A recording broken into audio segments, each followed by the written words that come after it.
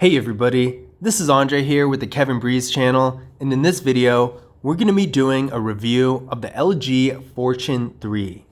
Let's get started. So this phone has a 5.7-inch LCD display with a resolution of 720p, a PPI of 295, and an aspect ratio of 19:9. We got a water drop notch here for the front-facing camera, and this camera is 5 megapixels. I do have the brightness at 100% right now, and despite being only 720p, this display actually looks decently nice.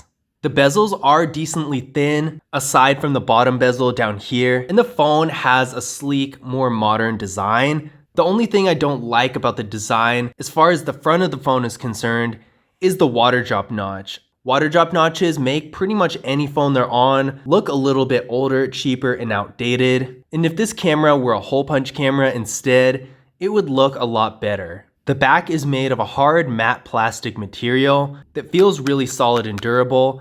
I don't particularly care for this finish, and this is mostly because of the color. This color really just gives off cheap phone vibes to me, but at the same time, as you can see here in this lighting, you can't see any fingerprints at all, and there are lots of phones, especially in this price range, that have a glossy material, kind of an attempt to make it look a little bit higher end, but instead it ends up just picking up all kinds of fingerprints. So even though this isn't the best look as far as quality goes, it really feels sturdy and it doesn't pick up fingerprints, so it does have its advantages.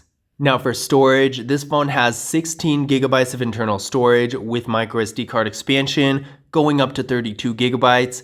This is really not enough in my opinion. Even for the average user, you're probably going to be using more than 16 gigabytes. To give you an idea of what's on here, right now the system alone is taking up 8.1 gigabytes, which is just over half of the storage on this phone. And I have all the apps that I use on a daily basis downloaded onto the phone, which really isn't that much, taking up 4.3 gigabytes. And that leaves us with 3.14 gigabytes available. Now this is really not a lot. If you have any decent amount of photos and videos on your phone, it's gonna be taken up real fast. Even with a microSD card, it's gonna be hard to do really anything on this phone because the space is already mostly taken up by pretty much the bare minimum. For the average user, I would say 32 gigabytes is a little bit more acceptable. And for power users, definitely 64. But unfortunately, this phone has only 16, which is, in my opinion, just not gonna cut it for pretty much anyone, unless you're just doing basic activities like mobile functions, sending text messages, making calls, that sort of thing. You're gonna want a little bit more space. So that is a disappointment with this phone. Now this phone doesn't have wireless charging, face unlock, or a fingerprint scanner, which is pretty unfortunate, because having to put in a PIN or password or pattern is pretty inconvenient. Now you can just take security off of the phone, but then of course, the obvious drawback there is you don't have any security, so you're most likely gonna be stuck putting in a PIN. It would have been nice to see this phone with a fingerprint scanner. Nowadays, I feel like pretty much any phone should have either that or face unlock. It doesn't even have to be both, it could just be one, but unfortunately, this phone has neither of them. So that is another disappointment about this device. Now taking a look at the back camera setup here, we got a 13 megapixel rear camera and a 5 megapixel ultra wide camera. So this is actually pretty impressive for a phone like this. Even though ultra wide cameras are becoming more and more common, for these lower end phones, a lot of the time they'll just put a macro or depth sensing camera on as the second camera instead of an ultra wide camera. And I think an ultra wide camera is so much more useful, especially than a macro camera. That camera only has one function that I feel like people barely use. Whereas with an ultra wide camera, you can take group photos, pictures of large objects, pictures of a scenery, so many different things. And despite not having a depth sensing camera, this phone can still use portrait mode just fine. So the camera features on this phone, even though they're pretty basic, seeing that this phone is a super entry-level phone, are actually really impressive. As far as video goes, the phone can shoot in qualities up to 1080p, so nothing unusual there. Now I'm going to be turning it over to Kevin to show you some photo and video samples from the phone.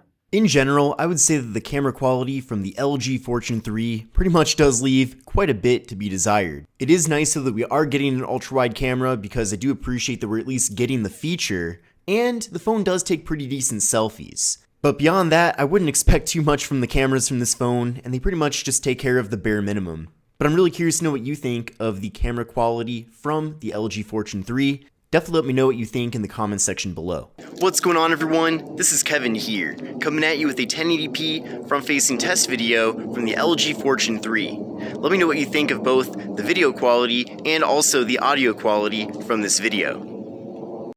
Here is a 1080p test video using the main camera with the LG Fortune 3.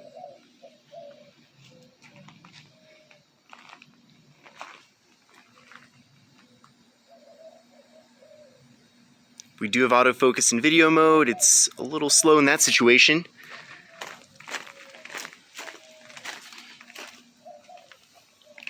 Oh, now it's faster.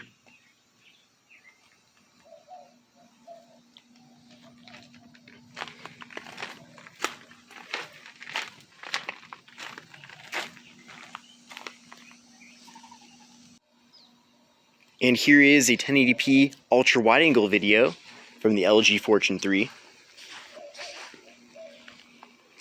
You can fit a bit more content into the frame compared to the normal lens, or lens and camera to be more specific.